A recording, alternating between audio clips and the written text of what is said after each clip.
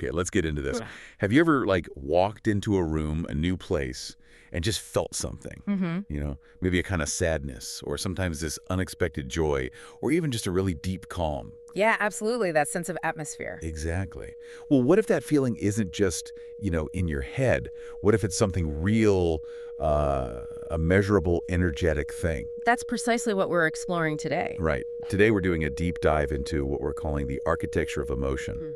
It's this really fascinating idea that unseen energies, informational fields, they're everywhere, in every space, every object, every single interaction. And they weave together to form something bigger. Yeah, like a kind of global consciousness, a shared energetic space called the noosphere, where our thoughts, our emotions, they literally leave a residue behind. And what's truly fascinating, I think, is how this view changes how we see reality itself. We're talking about a subtle layer, always active, but mostly unnoticed, right? So our mission today is to explore how places, things, even big collective events become these sort of silent archives. Silent archives, I like that. Yeah. Filled with psychic imprints. Exactly. And we'll look into mental mining, this unique way of accessing and even, well, transforming these imprints.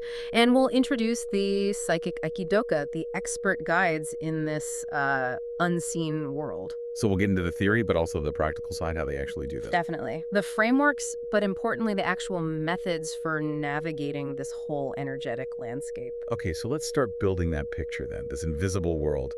You mentioned the noosphere.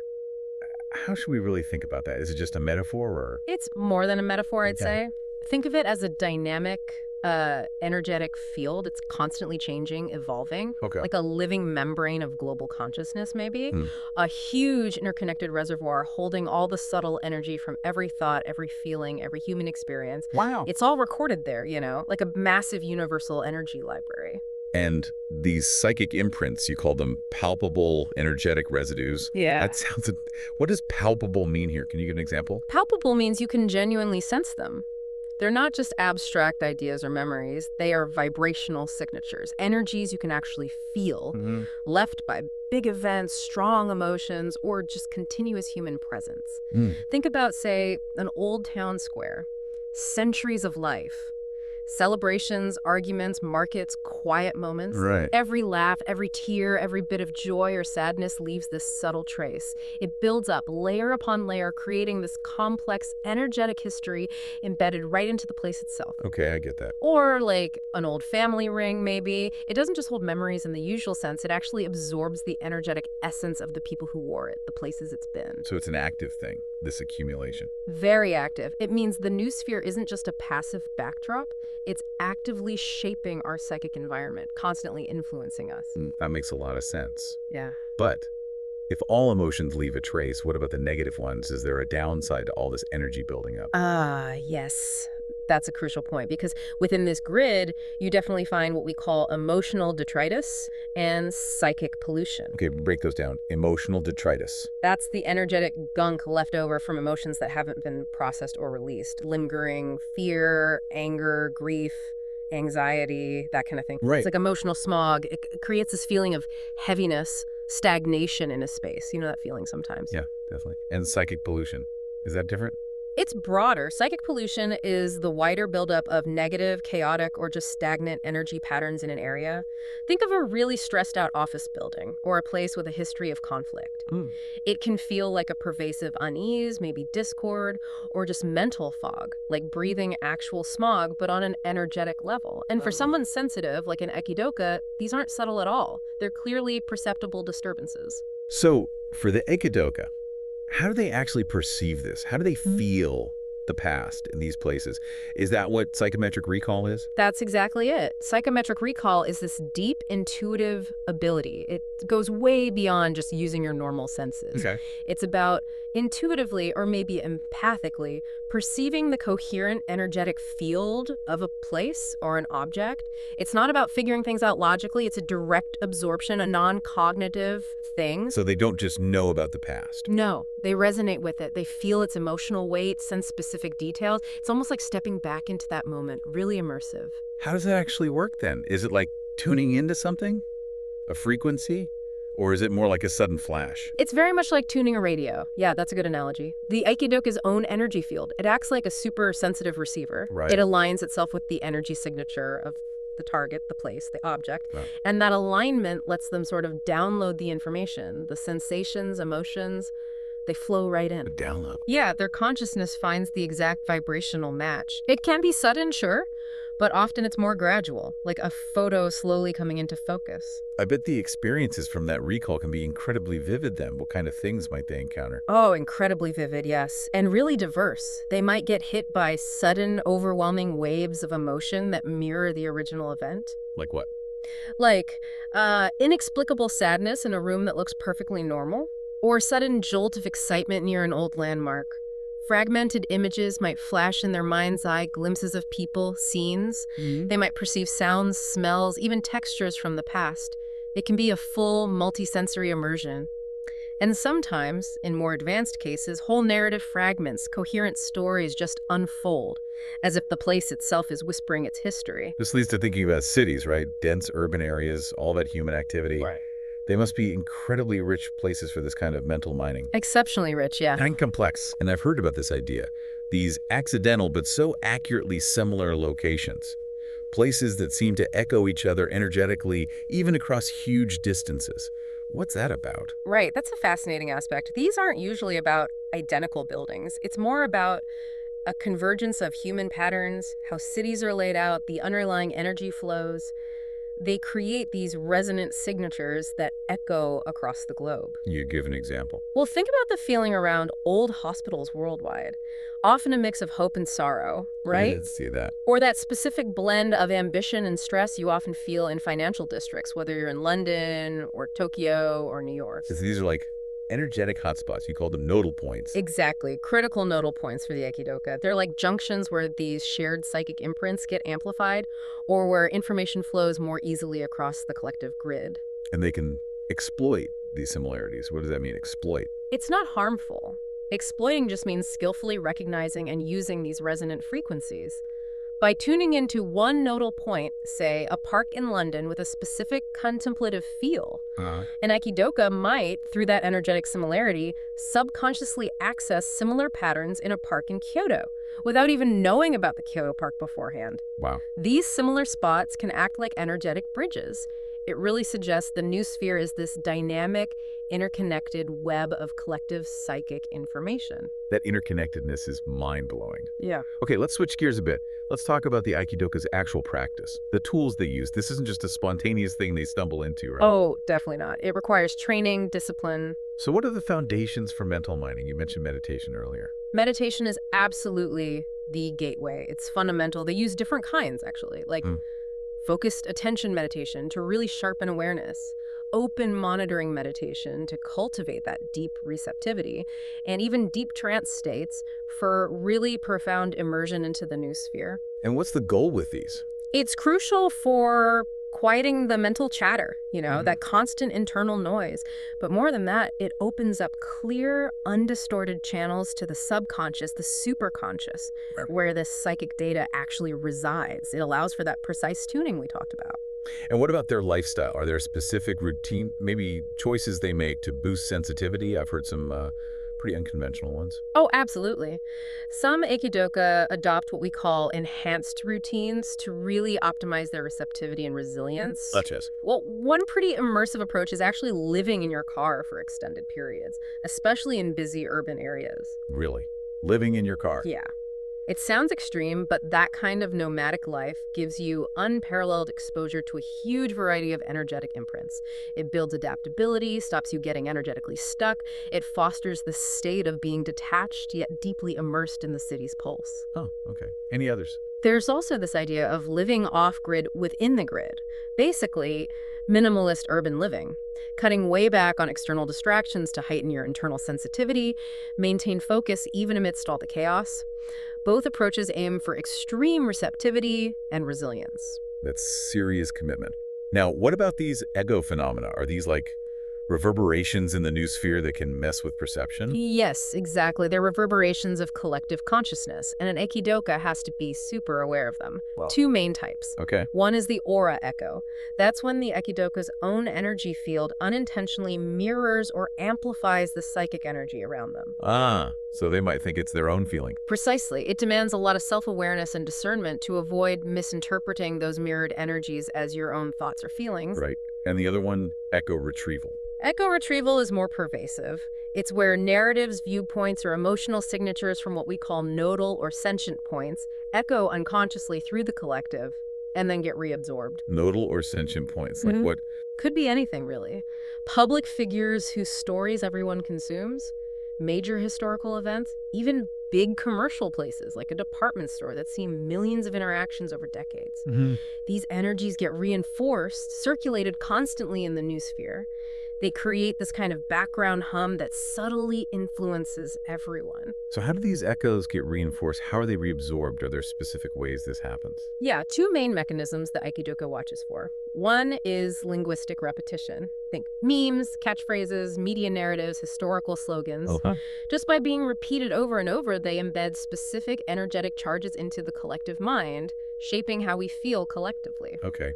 And the other? The other is sound mirroring, which is really interesting. It's not just hearing sounds, it's almost a type of informal augury. Augury, like divination. In a way, specific acoustic patterns, musical themes, even ambient noises to the hum of a city, a specific type of bird song, church bells, they become energetically linked to certain collective moods or stories. So the Aikidoka learns to interpret these mirrored sounds not just as noise, but as signals. Energetic signals reflecting underlying psychic currents, like an intuitive audio scan of the collective mood. That's incredible. Sounds acting as augury. So sounds can be catalysts then. Are there other sensory things that help them get insights? Yes, sensory synchronization is absolutely key for deeper insight.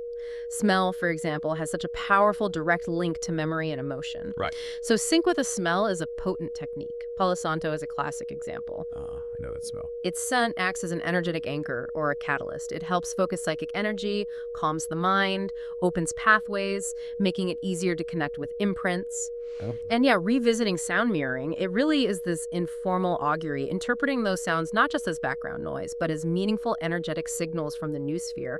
It's a unique way to get a read on the subtle currents of the collective psyche. This all sounds like incredibly empathic work. Yeah. Almost by definition, right? So what's the biggest risk for the Aikidoka here? Especially dealing with really intense emotional stuff. The empathy required for psychometric recall definitely exposes them to a major challenge.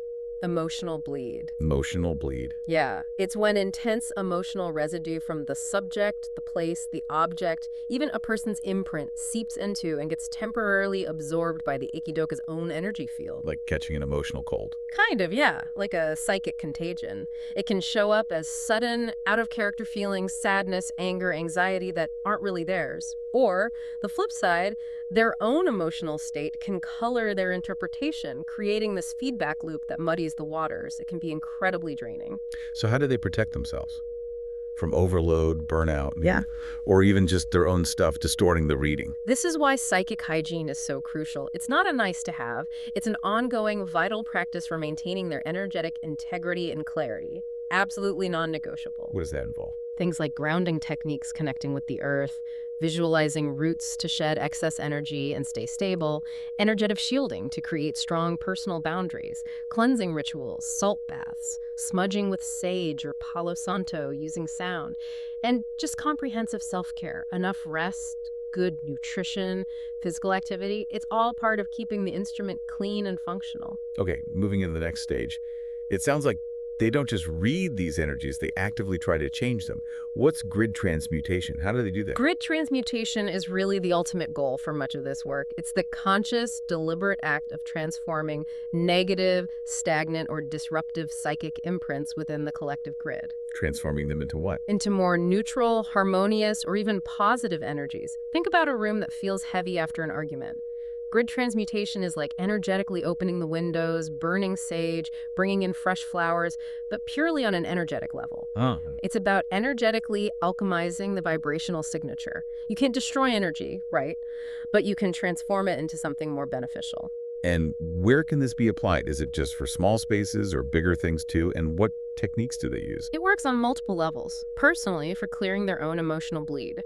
For specific locations that are heavily burdened, like old battlefields or buildings with sad histories, or even on broader aspects of the collective noosphere, trying to ease widespread anxiety or discord. And the techniques? They're varied and precise, focused intention, sheer psychic will, visualization, seeing negative energy turning into light or flowing water, using sound, singing bowls, chanting, using specific colored light, golden light for purification, violet for transformation, for instance, and even specific energetic movements or rituals, maybe drawing from things like Tai Chi or sacred geometry, to consciously direct and reshape the energy flows. So if grid transmutation is about shifting the collective energy, what about applying similar ideas to the Aikidoka's own inner world? Is that where mental Feng Shui fits in? Precisely. Mental Feng Shui takes the ancient art of harmonizing physical spaces and applies it to the subtle energetic landscape of the mind and the personal psychic field. Okay. It's an internal discipline. It recognizes that your inner state and the external psychic environment are totally interconnected. It's about consciously clearing and ordering your inner emotional space, like arranging furniture for better energy flow, but inside your own head and aura. What kind of practices does that involve specifically? How is it different from just, say, mindfulness? And what's the aim? It involves active emotional decluttering, really working to release stagnant feelings, meticulously arranging thoughts to bring order to mental chaos, and consciously directing energetic currents to create positive flows within their own aura and in how they interact with external energies. And the goal? The goal is to create beneficial currents, to establish this harmonious psychic flow within themselves. This leads directly to clearer perception, deeper insight into the imprints they encounter, and much stronger intuitive abilities. A cluttered inner state means messy psychic reception, right? An ordered inner world allows for that clean, precise connection. Beyond direct recall and harmonizing, are there specific tools, maybe more traditional ones, that Aikidoka use to get deeper insights, perhaps linking to older practices like geomancy or divination? Absolutely. Obsidian scrying is a powerful technique with geomantic roots. Obsidian, that black volcanic glass, is known as a truth mirror. Scrying, like gazing into it. Exactly. Gazing into its polished black surface helps bypass the rational mind, allowing the Aikidoka to perceive subtle energies, visualize imprints more clearly, and discern hidden patterns even within the earth itself, similar to how traditional geomancy reads earth energies. It anchors abstract data visually. Interesting. And what about crystal gazing? Is that similar? How does it work? Crystal gazing uses crystal's clear quartz. Amethysts are common as conduits, as amplifiers for these subtle energies. Amplifiers. Yeah. Focusing into the crystal can help channel and clarify fragmented psychometric data. It helps those narratives or insights from the noosphere unfold with more coherence, more precision. While obsidian might be better for seeing broader energetic structures, crystals often help clarify specific fragmented bits of information into a clearer story. Both are powerful ways to boost natural abilities. Okay, as we move towards wrapping up, Yeah. this work clearly carries huge ethical weight. What's the core ethical problem when you're dealing with something so fluid and subjective? You mentioned narrative fluidity. That's exactly it. The ethics of narrative fluidity. Psychic information. It's rarely, if ever, pristine objective truth like a scientific measurement. It's more like a malleable subjective narrative. Right. And it gets shaped by psychic pollution, emotional detritus, all that energetic noise. So the reality you perceive through these methods isn't fixed. It's dynamic, shifting, depends on perception and context. Which implies a massive responsibility for the Aikidoka. What are the real practical challenges of discernment and the risks if they get it wrong? The responsibility is profound, yeah. The central challenge is discernment. How do you meticulously sort out genuine insight from all the interference? From your own aura echo, from the collective echo retrieval, from emotional bleed. It takes incredibly subtle but robust internal calibration. And the risk? Well, if an Aikidoka misinterprets their own aura echo as objective fact, or gets swayed by emotional bleed without realizing it, they could accidentally spread false or skewed information. Imagine perceiving despair around a historical figure. Was it their despair or the collective grief about them? Getting that wrong changes the whole story. And because it's so subjective, finding external proof is really hard. Rigorous self-awareness is just paramount. So how do they guard against things like confirmation bias? Seeing what they expect or want to see. Absolutely. Confirmation bias is a huge pitfall here. If you believe a place is haunted, you might interpret every creak and shadow that way, even if it's just old pipes or, collective anxiety. So they have to practice rigorous self-awareness. Constantly question initial perceptions. Keep detailed journals. Actively look for alternative explanations. They might cross-reference with other sensitives, or use intuitive feedback loops, checking the feel of the information for clarity and truth. And while acknowledging the limits, sometimes cautiously comparing notes with conventional data can provide an external anchor point. Given all that complexity, all those ethical tightropes, what's the actual ethical code that guides them? What are the core principles? There's a stringent ethical code that acts as their compass, guiding every action for the highest good. 4 key pillars, really. Okay. First, non-maleficence, do no harm. To any energetic system, self, others, the collective grid, and absolutely no manipulation for personal gain. Crucial. Second, integrity and accuracy. Present insights truthfully, but always acknowledge the subjectivity, that narrative fluidity.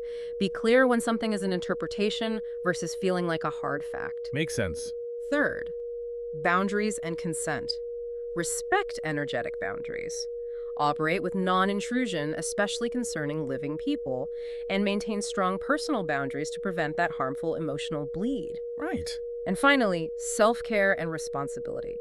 Take deep personal responsibility for their own psychic hygiene, mental clarity, emotional stability. Neglecting this doesn't just harm them, it compromises the purity and effectiveness of their work. We've really journeyed through an incredibly intricate world today, exploring these unseen energies, the psychic imprints, and the vital role of the psychic Aikidoka. We've looked at their practices, their tools, and that essential ethical compass they need to navigate, understand, and even help harmonize the noosphere. And what's really compelling, I think, is seeing the Aikidoka not just as someone who reads energy, but as an agent of energetic alchemy, a vital guide perhaps in understanding and purifying the collective psychic grid, ultimately working towards a more conscious, more energetically balanced future for all of us. So, a final thought for you listening. As you go about your day, maybe just consider what silent energetic imprints might be held in the spaces you move through, in your home, your workplace, that park bench. What stories might they tell, if only you knew how to listen?